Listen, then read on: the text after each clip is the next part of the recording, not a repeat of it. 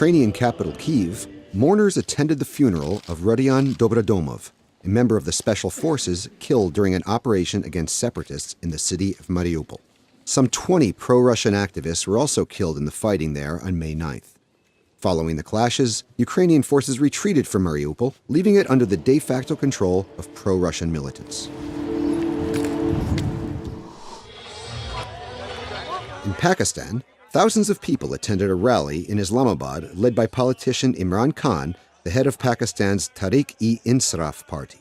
Addressing the crowds, Khan accused government officials of rigging the parliamentary elections held 1 year ago and called for election commission officials to resign. He also criticized Pakistan's leadership over the country's rampant inflation and power shortages.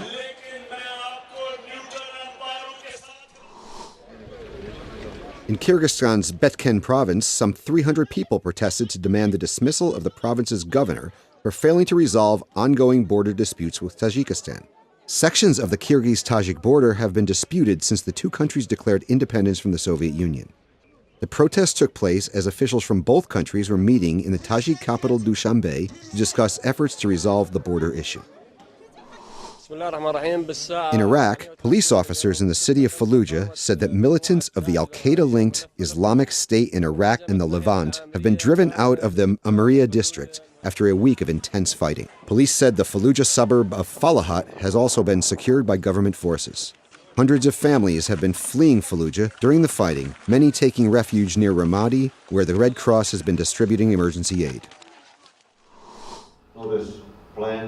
In Afghanistan, UN Special Envoy Jan Kubis visited the Afghanistan Independent Human Rights Commission to introduce a new UN publication on the protection of children's rights. Kubis said the UN is working with both Afghan government officials and Taliban leaders to improve the protection of children in conflict zones.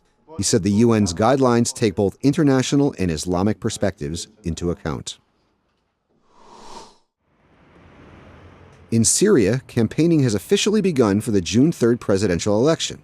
On May 10th, the country's constitutional court announced that President Bashar al-Assad and two challengers have been approved to run in the election. Voting is not expected to take place in the central and northern regions of Syria that are controlled by rebels. And that's the video roundup from Radio Free Europe, Radio Liberty.